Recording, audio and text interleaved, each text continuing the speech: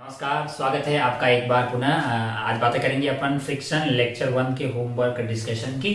तो आइए तुरंत खेला शुरू करते हैं।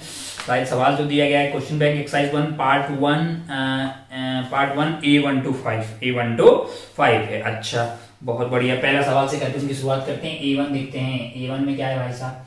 A1 में एक फोटो बना रखा है, यहाँ पे ग्राउंड है इनका। अच्छा, बहुत बढ़िया। इसके ऊपर क्या लगा रखा है इनका? इसके ऊपर A है। A के ऊपर कौन है? A के ऊपर B है। अच्छा भाई साहब, ये B हो गया। B के ऊपर है C के ऊपर है D। ये आपका हो गया C, यहाँ पे है आपके पास D और फिर ऊपर है E, है ना? बहुत बढ़िया भाई साहब। और E जो है इसकी रफ्तार इधर की तरफ दी हुई है 2 मीटर पर सेकेंड। डी वाले की इधर की तरफ रफ्तार है 1 मीटर पर सेकेंड और सी वाले की रफ्तार इधर की तरफ ही है 3 मीटर पर सेकेंड और वही रफ्तार बी वाले की इधर की तरफ है 5 मीटर पर सेकेंड और ये रफ्तार ए वाले के लिए इधर की तरफ है 5 मीटर पर सेकेंड। आपसे पूछा in the given diagram find the direction of friction forces on each block and ground, assume all the surfaces are rough and all velocities are with respect to ground. अब आप ध्यान से देखें तो मैं अगर ई वाले का फ्री बॉडी डायग्राम बनाऊं, किसका? ई वाले का। अगर आप ध्यान से देखें, डी यहाँ पे, ई वहां पे। अगर आप ध्यान से देखें तो डी पे बैठ के अगर आप देखेंगे, डी के में बैठ के आप देखेंगे तो ई की रफ्तार क्या होगी? डी के रिलेटिव अपनी रफ्तार एक उधर दे दो 2 - 1 यानी उधर की तरफ, यानी डी के रिस्पेक्ट में ई उधर जाने की कोशिश कर रहा है जो कि डी को पसंद नहीं आएगा। डी इस पे फोर्स फ्रिक्शन ऐसे लगाएगा तो डी पे फ्रिक्शन किधर लगेगा? आगे लगेगा भाई साहब। डी पे फ्रिक्शन आगे लगेगा। क्यों? क्योंकि ये वाली जो ई है, ई जो ये वाला आइटम है आपका, वो आगे जाने की कोशिश कर रहा है डी के रिस्पेक्ट में, तो डी इसका अपोज करेगा और ई इस पे फ्रिक्शन आगे लगा देगा। ये दोनों एक्शन रिएक्शन पेयर है। अच्छा भाई साहब, बहुत बढ़िया। अब अगर आप ध्यान से देखें, सी का बीडी बनाए मान लो कि यहाँ पे, तो आपके पास जो D है उसकी रफ्तार क्या है? मैंने कहा 3 metre per second. Sorry, D की रफ्तार है 1 मीटर पर सेकेंड। क्या है? 1 मीटर पर सेकेंड। और C वाले की रफ्तार है 3 मीटर पर सेकेंड। अगर मैं C वाले पे बैठ के देखूं तो C ने अपनी रफ्तार को उल्टा करके इसको दिया, तो यहाँ पे 1 इधर की तरफ है, 3 इधर की तरफ है, आएगी 2 इधर की तरफ की। कितनी आ जाएगी? 2 इधर की तरफ। तो इसकी टेंडेंसी इधर आने की होगी, जो सी वाले को ये बात पसंद नहीं आएगी। वो अपना फ्रिक्शन कौन सी डायरेक्शन में लगाएगा? इस डायरेक्शन में लगाएगा। तो इस पे फ्रिक्शन किधर लगेगा? इधर की तरफ। अब आप ध्यान से देखें, बी का एफबीडी बनाते हैं। किसका? बी का एफबीडी बनाते हैं। ध्यान से देखें, बी और सी के बीच में, बी और अगर मैं बी पे बैठ के सी को देखूं तो इसकी रफ्तार 3 मीटर पर सेकेंड है, इसकी क्या है? 5 मीटर पर सेकेंड। तो इसको उल्टा करके दे दीजिए, यानी बी पे बैठ के देखेंगे तो ये 5 मीटर पर सेकेंड सी को किधर मिलेगा? इधर की तरफ। तो सी की रफ्तार कैसी होगी? लेफ्ट वार्ड में। बी को ये बात पसंद नहीं आएगी तो बी इस पे फोर्स कैसे लगाएगा? ऐसे। तो बी पे कैसे लग जाएगा? ऐसे लग जाएगा भाई साहब। अगर आप ए पे बैठ के देखें, बी को, ए पे बैठ के बी को देखें तो ए के रेस्पेक्ट में बी जो है, ए पे बैठ के देखेंगे तो बी की रफ्तार उधर 10 मीटर पर सेकेंड उधर की तरफ आएगी, जो कि इसको पसंद नहीं है ए को। तो ए इस पे ऐसे लगाएगा, तो इस पे ऐसे लगेगा भाई साहब। ग्राउंड पे बैठ के अगर अपन देखें ए को, तो ए इधर की तरफ जा रहा है, तो ग्राउंड इस पे कैसे लगाएगा? इधर की तरफ, है कि नहीं आप? तो ग्राउंड पे कैसे लग जाएगा भाई साहब? ग्राउंड पे फ्रिक्शन लग जाएगा इस डायरेक्शन में। नामकरण आप कर देते हैं। ये फ्रिक्शन कौन सा है? Friction between D and E, friction between D and E, friction between D and E। ये वाला फ्रिक्शन है C and D के बीच का, C and D, friction between C and D, friction between B and C, friction between B and C, friction between A and B, friction between A and B, friction between A and ground, friction between ground and A one है। अच्छा ऐसा, बहुत बढ़िया, बहुत शानदार। ओ खूबसूरत। आगे बढ़ते हैं A1 के बाद, आगे बढ़ते हैं A2 पे। A1 के बाद में आगे बढ़ते हैं A2 पे। चलिए भाई साहब, नेक्स्ट क्वेश्चन क्या है? क्वेश्चन नंबर 2, A2 देखते हैं। A2 क्या है? A2 देखते हैं। A2 क्या है भाई साहब? एक व्हील है, फोटो बना लेते हैं, जो कि रफ सरफेस पे घूम रहा है। ये आपका रफ सरफेस हो गया। इसके ऊपर है आपके लिए एक व्हील, जिसकी इस एक्सिस के अबाउट वो घूम रहा है। कैसे घूम रहा है? ओमेगा से घूम रहा है। बहुत बढ़िया भाई साहब, बहुत शानदार। और ये है रफ सरफेस। कौन सी सरफेस है? Rough surface. What is the direction and nature of friction force on the wheel and on the ground? मैंने कहा आथू, बहुत आसान है। बस तेरे को पता हो कि ऐसे आइटम घूम रहा हो तो जैसे 8 दूरी पे, ये हाँ अपन बातें वैसे तो सर्कुलर में करेंगे, ओमेगा से घूम रहा है और ये दूरी आर है, तो ये वाले पॉइंट की रफ्तार ऐसे टेंजेंशियल होगी ओमेगा आर। क्या होगी? ओमेगा। ओमेगा एंगुलर वेलोसिटी है, अगर नहीं पता है तो कोई बात नहीं, अपन जान लेंगे। तो कुल मिला के अगर v जीरो ओमेगा आर है, तो ये वाले पॉइंट जो कांटेक्ट में है वो धरातल वाले का तो जीरो पे है, धरातल तो रुका हुआ है, लेकिन ये जो घूम रहा है उसके पॉइंट की रफ्तार क्या होगी? इधर की तरफ होगी, v is equal to omega r. तो ये जो आइटम है वो तो v is equal to omega r से ये वाला पॉइंट जाना चाहता है, लेकिन धरातल वाला रुका हुआ है। धरातल क्या चाहेगा कि इस पे फ्रिक्शन किधर लग जाए? इधर लग जाए भाई साहब, एफ काइनेटिक। इस पे क्या लग, और इस पे कैसे लगेगा? मैंने कहा ऐसे लग जाए। कौन सा फ्रिक्शन होगा? काइनेटिक फ्रिक्शन होगा। यही ने पूछा है, what is the direction and nature of the friction है। तो भाई काइनेटिक फ्रिक्शन लगेगा, क्योंकि यहाँ पे रिलेटिव स्लाइडिंग हो रही होगी और वो आगे की तरफ लगेगा, वो आगे की तरफ। What is the direction and nature of the friction on the wheel and on the ground है, तो ये अपने पता कर दिया। काइनेटिक फ्रिक्शन इस पे आगे लगेगा, इस पे पीछे लगेगा। आथू आगे बढ़ते हैं A3 पे, आगे बढ़ते हैं A3 पे।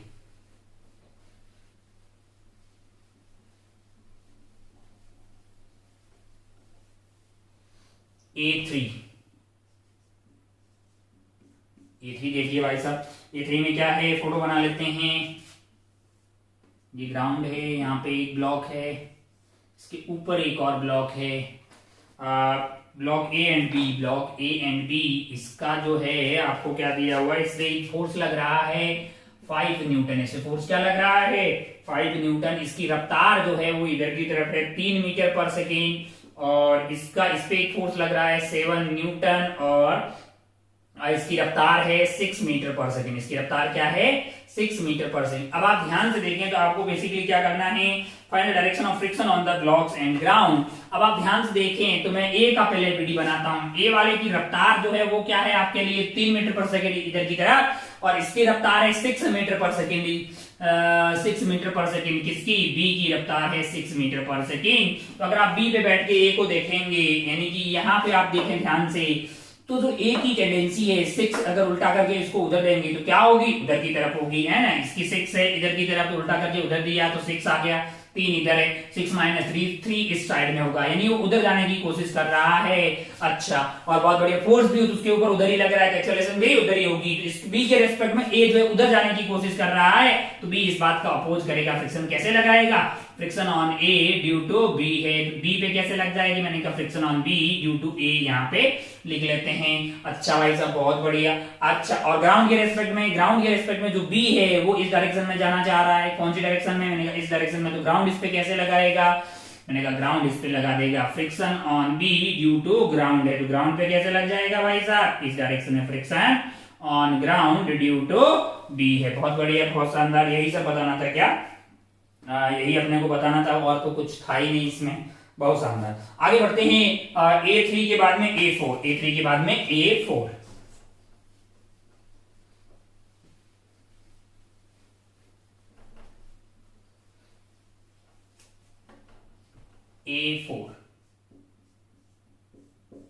A4 देखिए भाई साहब, क्या है? एक इंक्लाइन प्लेन है, एक इंक्लाइन प्लेन है जिसका एंगल ऑफ इंक्लिनेशन क्या है? थीटा है। इस पे क्या रखा हुआ है? इसमें एक ब्लॉक रखा हुआ है जिसपे फोर्स इधर की तरफ लग रहा है, लेकिन रफ्तार उसकी बोल रहा है कि साइड में है, इधर की तरफ है। मैंने कहा रफ्तार दे दिए हो तब फोर्स से मुझे कोई मतलब नहीं है। क्यों? क्योंकि ये तो स्लाइड हो रहा है इसके रिस्पेक्ट में। अगर ये वाली सरफेस के रिस्पेक्ट में ये स्लाइड हो रहा है, नीचे की तरफ आ रहा है 3 मीटर पर सेकंड से, तो इस पे फ्रिक्शन कौन सी डायरेक्शन में लगेगा? मैंने कहा ऊपर की डायरेक्शन में लगेगा। और कौन सा फ्रिक्शन लगेगा? काइनेटिक फ्रिक्शन लगेगा, क्योंकि यहाँ पे रिलेटिव स्लाइडिंग हो रही है। तो क्या बताना है कि in the figure find the direction and nature of the friction on the plane. तो अप द इंक्लाइन लगेगा भाई साहब, अप द इंक्लाइन, और नेचर क्या क्या हो जाएगा? Kinetic friction. कौन सा वाला? Kinetic friction. ये तो कोई बहुत ही ज्यादा सस्ता सवाल हो गया भाई साहब, बहुत शानदार। आगे बढ़ते हैं, ये था A4, A5 की तरफ। A5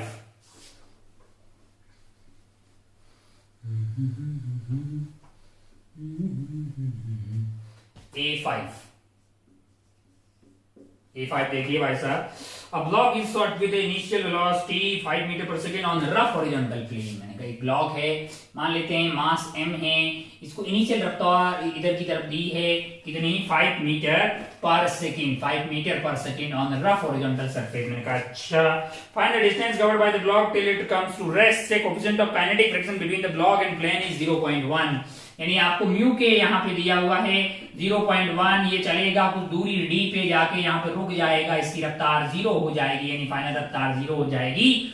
तो पहले पता कर लेते हैं कि इस पूरी यात्रा के दौरान इस पे क्या लग रहा होगा, पीछे की तरफ एफ काइनेटिक लग रहा होगा, कितना लग रहा होगा, मैंने कहा म्यू के इंटू नॉर्मल है, म्यू के की वैल्यू 1/10 होगी 0.1, नॉर्मल की वैल्यू होगी आपके पास mg, g से ये कट गया है, p तो आ गया m के बराबर, है कि नहीं यार। अच्छा, फिर एक्सेलरेशन क्या हो जाएगी, जो बेसिकली रिटार्डेशन होगी, तो 4 से आपका m के बराबर डिवाइडेड बाई m कर दीजिए, तो ये आ रहा -1 मीटर पर सेकेंड। अब क्या करना है, दूरी पता करनी, कितना दूर जाके रुकेगा, मैंने कहा आथू क्या क्या है भाई साहब, v² = u² + 2as, v is 0, u² कितना है 25 हो जाएगा भाई साहब, -2 × a की वैल्यू -1 डाल दिया है, s यानी कि ये d हमें पता करना है, तो ये d की वैल्यू आ जाएगी आपके लिए 25/2 यानी कि 12.5 मीटर, 12.5 मीटर है ना, तो 12.5 मीटर आपका आंसर आ जाता। इसके बाद कौन सा है भाई साहब, question bank question bank exercise 1 part 2 B1, part 2 B1। अच्छा बहुत बढ़िया, पार्ट 2 B1 पे चलते हैं।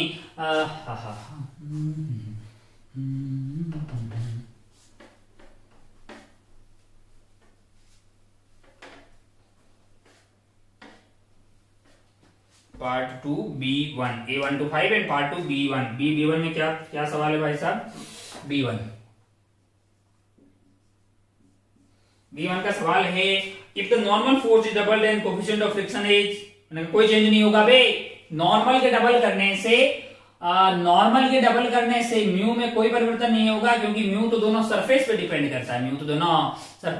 करता है, हाँ अगर आपने नॉर्मल डबल कर दी तो लिमिटिंग फ्रिक्शन डबल हो सकता है ना, हो जाएगा, मतलब म्यू एस इंटू एन है, लेकिन अगर आप नॉर्मल को डबल कर देंगे तो उससे म्यू पे कोई परिवर्तन होने वाला नहीं है। ये तो बहुत ही सस्ता सवाल हो गया, तो आंसर आपका B1 में जाना चाहिए, नॉट चेंज्ड। B1 का आंसर होना चाहिए आपके लिए नॉट चेंज्ड, जो कि आपको ऑप्शन कौन से में दिखाई देगा भाई साहब, पार्ट 2 का आपका सवाल किसका था, पार्ट 2 एक्सरसाइज 1 पार्ट 2।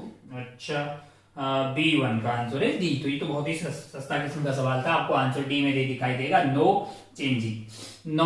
फ्रिक्शन का कोएफिशिएंट म्यू जो है वो दोनों ही सरफेस पे डिपेंड करता है, नॉर्मल पे डिपेंड करने वाला नहीं है ना। अच्छा भाई साहब बहुत बढ़िया, बहुत ही खूबसूरत। B1 के बाद में कौन सा सवाल था, 1 2 3 कौन से वाले का एक्सरसाइज करने का। अच्छा बढ़ते हैं आगे, एक्सरसाइज 3, एक्सरसाइज 1 का पार्ट 3, एक्सरसाइज 1 का पार्ट 3 देखते हैं भाई, एक्सरसाइज 1 पार्ट 3 कहाँ है यार,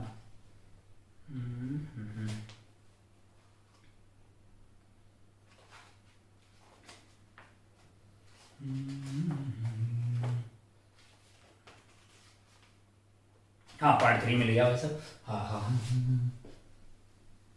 AR वाला सवाल है। तो पहला सवाल देखते हैं, पहला सवाल में स्टेटमेंट 1 एंड स्टेटमेंट 2 दिए हुए हैं, तो पहला स्टेटमेंट देखते हैं। पहला स्टेटमेंट क्या है, while drawing a line on the paper by pencil, frictional force act on the paper in the same direction along the line along which the line is drawn on the paper। मैंने कहा ऐसा, अगर मैं ऐसे line खींच रहा हूं, तो ये वाला पार्ट जो है वो कैसे स्लाइड हो रहा है, वो आगे की तरफ स्लाइड हो रहा है, ऐसे हो रहा है कि नहीं हो रहा, तो इस पे फ्रिक्शन कौन सी डायरेक्शन में लगेगा, मैंने कहा पीछे की तरफ, तो बोर्ड पे फ्रिक्शन कौन सी डायरेक्शन में लगा, आगे की तरफ, है ना। तो ये बात तो सत्य है, अगर मैं इसको इसके ऊपर स्लाइड करवा रहा हूं ऐसे, तो इस पे फ्रिक्शन किधर लगेगा, पीछे की तरफ लगेगा, तो बोर्ड पे कैसे लगा, आगे की तरफ। तो वो बोल रहा है कि पेपर पे अगर आप ऐसे लिख रहे हैं, लाइन खींच रहे हैं, तो आप अपने पेन को आगे की तरफ स्लाइड कर रहे हैं, तो पेन पे फ्रिक्शन पीछे लगा, तो कागज पे फ्रिक्शन अलोंग द लाइन आगे लगा। तो ये वाली बात हमको सही लगी, सेकंड ऑप्शन पे चलते हैं। Friction always oppose the motion, मैंने कहा ये तो बहुत बार पढ़ा है हमने, friction always oppose the motion थोड़ी होता है, friction always oppose the tendency of relative motion और रिलेटिव मोशन। अरे भाई साहब ये पेन है यहाँ पे रखा हुआ है, इसको आगे पीछे कौन लेके जा रहा है? फ्रिक्शन ही तो लेके जा रहा है ना यार, है कि नहीं यार? फ्रिक्शन मोशन का अपोज हमेशा करे ऐसा जरूरी नहीं है। फ्रिक्शन रिलेटिव मोशन या टेंडेंसी ऑफ रिलेटिव मोशन का अपोज करता है। सेकंड वाली बात गलत हो गई, तो हमारा आंसर जाना चाहिए statement 1 is true, statement 2 is false, जो कि आपको सी में दिखाई देगा, जो कि आपको कौन से में दिखाई देगा? सी में दिखाई देगा। आगे बढ़ते हैं सेकंड वाले सवाल पे। सेकंड वाले में क्या है भाई साहब? Statement 1 and statement 2।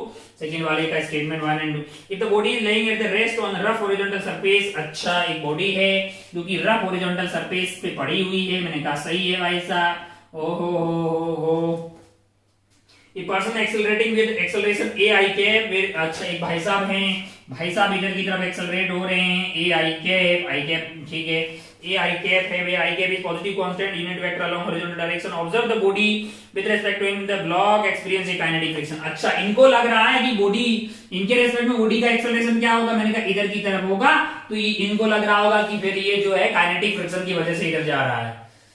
लेकिन तेरे को ऐसा नहीं लगेगा, तेरे को ऐसा नहीं लगेगा। तू अगर चीटा बन के इसके ऊपर बैठ जाएगा, तेरे को खुद याद रहेगा कि तू कहां से चीजों को ऑब्जर्व कर रहा है।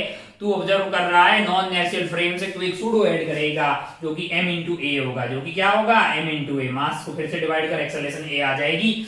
अरे भाई साहब, ये मूव ही नहीं करेगा, इसमें कोई टेंडेंसी नहीं है ग्राउंड के रेस्पेक्ट में, कोई काइनेटिक फ्रिक्शन आने वाला नहीं है, कोई काइनेटिक फ्रिक्शन नहीं। आपके रेस्पेक्ट में सूडो लगेगा m इंटू ए, तब एक्सेलरेशन आपको ma डिवाइडेड बाई m कर दीजिए, a आपके अपोजिट डायरेक्शन में आती हुई दिखाई देगी। तो हमको तो पहला विचार गलत लगा है। सेकंड पे चलते हैं। Whenever there is a relative motion between two rough contact surface, then kinetic friction acts। हाँ, ये बात तो सत्य है, ये बात तो ठीक है भाई साहब। तो कौन सा ऑप्शन जाना चाहिए? First true, second first false, second true. ये आपका ऑप्शन डी जाना चाहिए। कौन सा जाना चाहिए? डी जाना चाहिए। आगे बढ़ते हैं तीसरे वाले सवाल पे। तीसरे वाले सवाल का 1 एंड 2 देख लेते हैं भाई।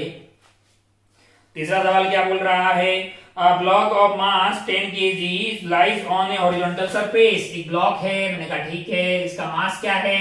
10 kg है, हॉरिजॉन्टल सरफेस पे रखा हुआ है, और म्यू यहाँ पे दिया हुआ है 3/4। म्यू क्या दिया हुआ है?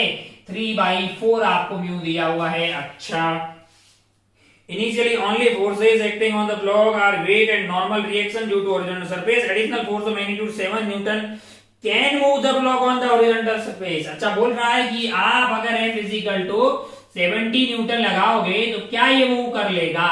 मतलब ये मूव कर सकता है। मैंने कहा भाई साहब, अगर आप ध्यान से देखें तो यहाँ पे जो लिमिटिंग फ्रिक्शन आने वाला है वो आपका है 3/4 इंटू 100, यानी कि 75। तुझे दिखाई दिया कि 75 से 70 कम है तो ये मूव नहीं करेगा।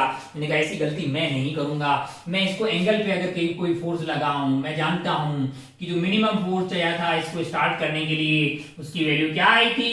उसकी वैल्यू आई थी mu mg upon 1 plus mu square. अगर मुझे पूछा जाता कि क्या कोई हॉरिजॉन्टल फोर्स अगर 70 न्यूटन हॉरिजॉन्टल लगता तो क्या मूव होता? मैंने कहा नहीं, लेकिन अगर मैं एंगल पे लगाऊंगा तो 70 मूव करवा सकता है। मैंने कहा मिनिमम फोर्स क्या मूव करवा सकता है, वो यहां से निकाल लेते हैं। म्यू की वैल्यू है 3/4, mg की वैल्यू है 100, और ये आपका हो गया है 1 प्लस 9 डिवाइडेड बाई 16, तो ये हो गया आपका 20, 75 डिवाइडेड बाई ये हो गया है 16 प्लस 9 25/4, यानी कि 5 बटा आपका हो गया 4। अच्छा, 15 ये हो गया आपका 15 इंटू 4 कर दीजिए आप, 15 इंटू 4 कर दीजिए, तो ये आपका हो गया 60 न्यूटन। हमको तो लगता है भैया 60 न्यूटन मिनिमम लगाते किसी खास एंगल पे तो ये स्टार्ट हो जाता स्लाइड करना, पर आप कितना लगा रहे हैं? आप 70 लगा रहे हैं, है ना। लिमिटिंग फ्रिक्शन भले ही 75 हो, लेकिन आप 70 लगा के आराम से इसको स्लाइड करवा सकते हैं। आपको किसी एंगल पे उसको रखना पड़ेगा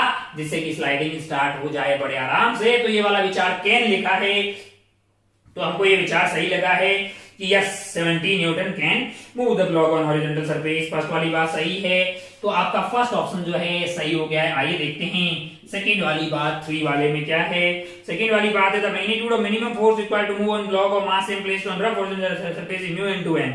हाँ, गलत बात भाई साहब। कितना चाहिए मिनिमम? मिनिमम आपको ये चाहिए म्यू इनटू mg, से भी कम फोर्स में आप मूव करवा सकते हैं। अगर आप फोर्स को एंगल पे ऊपर की तरफ खींचने वाला लगाएंगे, उससे क्या होगा? इस फोर्स का एक कंपोनेंट आएगा जो कि नॉर्मल को कम कर देगा, यानी म्यू इनटू n की लिमिटिंग वैल्यू भी कम हो जाएगी। एफ cos थीटा वाला टर्म इसको चला देगा। तो ये बातें अपन जो है लेक्चर 1 के एंड या लेक्चर 2 की स्टार्टिंग में ये बातें अपन कर चुके हैं। खैर हाँ बहुत बढ़िया, बहुत शानदार। तो अपना जो है ये शायद 3 सवाल हो गए, इतना ही सवाल था होमवर्क में लेक्चर 1 में, है ना।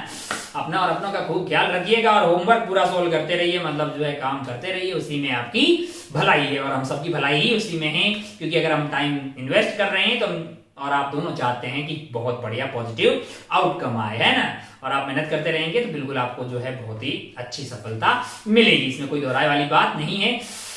चलो को यहीं खत्म करते हैं। जय हिंद, जय भारत, टेक केयर, बाय।